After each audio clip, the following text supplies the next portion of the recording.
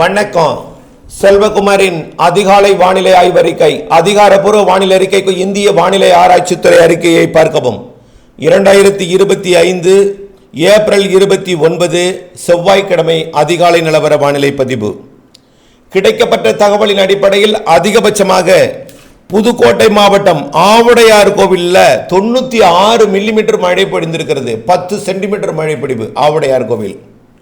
இது இந்த கோடையில் அருகிலே பல இடங்களில் ஒதுக்கி ஒரு குறிப்பிட்ட இடங்களிலும் மட்டும் கொட்டி தீர்த்திருக்கிறது மழை.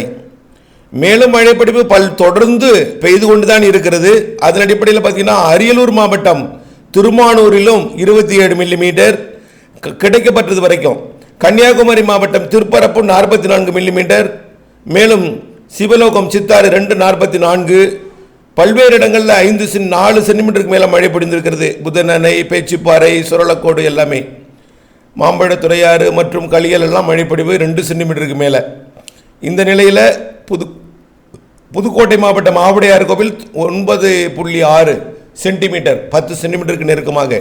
அடுத்தபடியாக சேலம் மாவட்டம் ஏற்காட்டில் மழை, நீலகிரி மாவட்டம் கேத்தியில் மழை, உட்பிரையார் எஸ்டேட் மழை, மேலும் திருவாரூர் மாவட்டம் நன்னிலம், குடவாசல் மழை. அதிகாரப்பூர்வ மழைமானி இருக்கக்கூடிய தாலுகா அலுவலகங்களில் 1 சென்டிமீட்டர் வரைக்கும் பெய்திருந்தாலும் அதன் சுற்றுவட்டார பகுதி மழைமானி, கிராமப்புற மழைமானி பகுதிகள் எல்லாம் அதிகாரப்பூர்வமாக அறிவிக்கப்படாத கிராமப்புற மழைமானியில் 5 சென்டிமீட்டர் வரைக்கும் திருவாரூர் மாவட்டத்தில் மழை பொழிந்திருக்கிறது. தூத்துக்குடி மாவட்டம் கழுகுமலை 27 மில்லிமீட்டர்.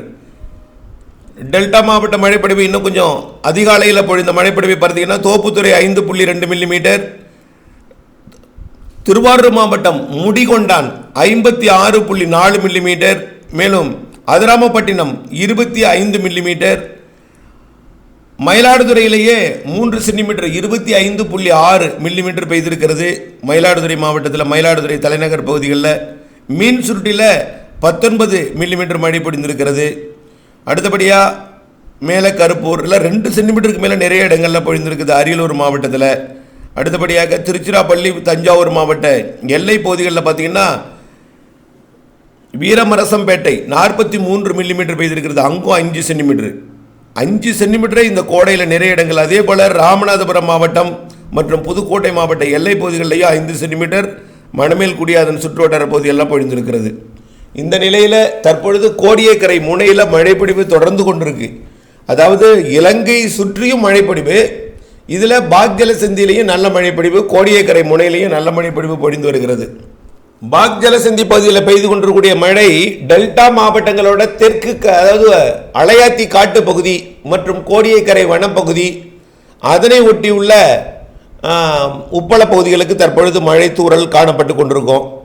இந்த மழைப்பொழிவு படிப்படியாக மேற்கு நோக்கி நகரும் என்று எதிர்பார்க்கப்படுகிறது. அதாவது வழக்கமாக பெய்யக்கூடிய இடமாகிய பட்டுக்கோட்டை, அதிராமப்பட்டினம், சேதுபாபசத்திரம், மல்லிப்பட்டினம், மணமேல்குடி, கட்டுமாபடி மற்றும் ஜெகதாப்பட்டினம், கோட்டப்பட்டினம், தொண்டி, மீமிசல் இந்த பகுதியை நோக்கி நகரும் என்று எதிர்பார்க்கப்படுகிறது. மேலும் கடற்பகுதியிலிருந்து மேகம் உருவாகி காரைக்கால், நாகூர், நாகப்பட்டினம் பகுதிகளுக்கும் ஒரு மழைப்பொழிவு வருகிறது. இந்த மழைப்பொழிவு எல்லாமே காலையுடன் நிறைவடைந்துடும். ஒரு 8-9 மணிக்குள்ளே இந்த மழைப்பொழிவு நிறைவடைந்துடும். அதற்கு பிறகு தென் மாவட்டங்களில் மழைப்பொழிவு உதயமாகும். ஆங்காங்கே வெப்பச்சலன இடிமழைப்பொழிவு உதயமாகும். அதன் அடிப்படையில் பார்க்கும் பொழுது இன்றைக்கு மதியம் ஒரு 12:30 மணிக்கு மேல் டெல்டா மாவட்டங்கள்லையும் மீண்டும் ஆங்காங்கே மழைப்பொழிவு தொடங்கும். அதே நேரத்தில் தென் மாவட்டங்கள் ராமநாதபுரம், சிவகங்கை, புதுக்கோட்டைக்கு தெற்கே உள்ள மாவட்டங்கள் தூத்துக்குடி, விருதுநகர் மற்றும் திருநெல்வேலி, கன்னியாகுமரி, தென்காசி மற்றும் விருதுநகர், தேனி, மதுரை இந்த மாவட்டங்கள்லையும் இன்றைக்கு மதியம் ஆங்காங்கே மழைப்பொழிவு உருவாகும். இந்த மழைப்பொழிவு மாலையில் இன்னும் கொஞ்சம் தீவிரமடையும். அதாவது டெல்டா மாவட்டங்களுக்கும் அதற்கு தெற்கே உள்ள மாவட்டங்களுக்கும் மாலை கொஞ்சம் தீவிரமடையும். அதே நேரத்தில் வடகடலோரத்திற்கும் ஓரிரு இடங்களில் மழைக்கு சாதகம் இருக்கு.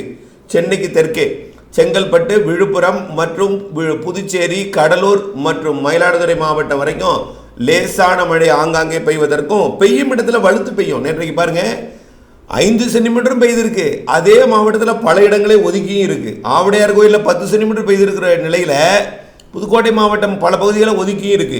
இதே போல் இன்றைக்கும் வடகடலோரத்திலையும் ஆங்காங்கே மழைப்பொழிவை கொடுக்கும். அதே நேரத்தில் தெற்கே வர மழைப்பொழிவோட அளவு கூடும்.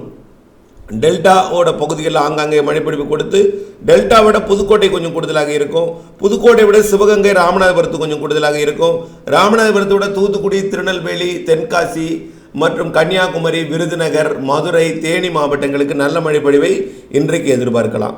இன்றைய மழைப்பொழிவு திருப்பூர், கோயம்புத்தூர் மாவட்ட பகுதிகளுக்கும் பாலக்காட்டு கணவாய் பகுதிகளுக்கும் கொடுப்பதற்கு சாதகம் அதிகமாக இருக்குது. 4:30-5 மணிக்கு வரலாம், 4:30-5 மணிக்கு மேல் பாலக்காட்டு கணவாயில் வரலாம். ஆனால் அது பாலக்காட்டு கணவாயில் ஒதுக்கி தான் பெய்யும். காரணம், இந்த மேற்கு காற்று, குளிர்காற்று தான் குளிர்வித்து மழைப்பொழிவை ஏற்படுத்துகிறது. கிழக்கிலிருந்து வரக்கூடிய வெப்பத்தால் லேசாக்கி மேலெடுந்த காற்றை குளிர்விக்கிறது.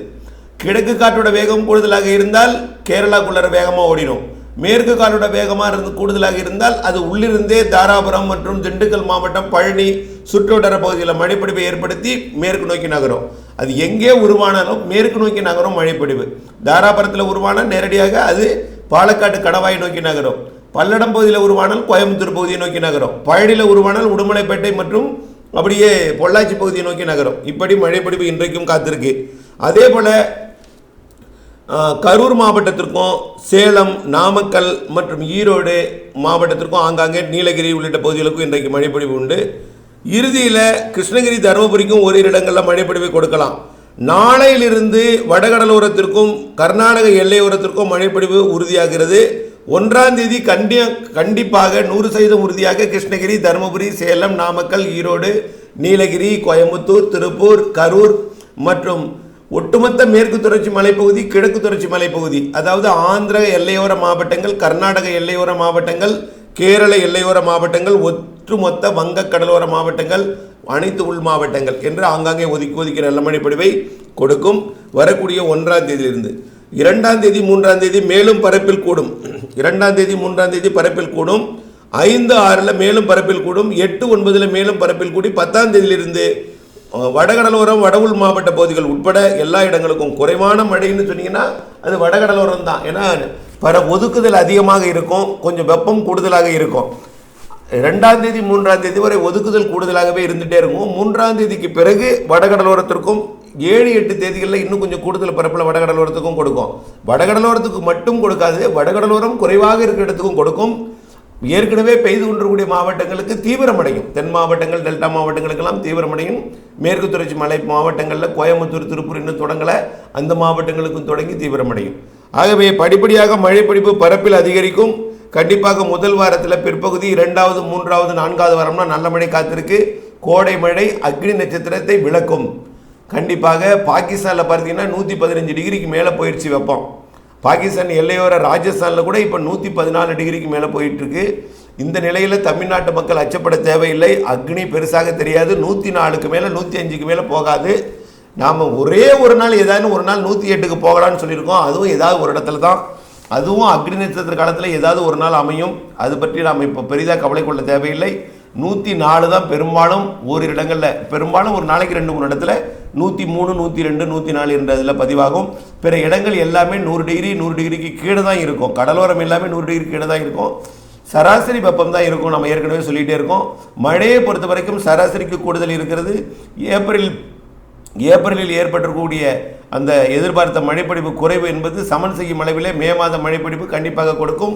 தாழ்வு சுழற்சி வரலன்னா கூட நிலநடுக்கோட்டு இந்திய பெருங்கடலிருந்து வெப்ப நீராவியும் உயரழுத்தமும் இணைந்து நல்ல மழைப்பொழிவை கொடுக்க இருக்கிறது என்பதை தெரியப்படுத்த விரும்புகிறேன். தொடர்ந்து வானிலை ஆய்விற்குடன் இணைந்திருங்கள், திட்டமிட்ட பணி செய்திருங்கள். நன்றி.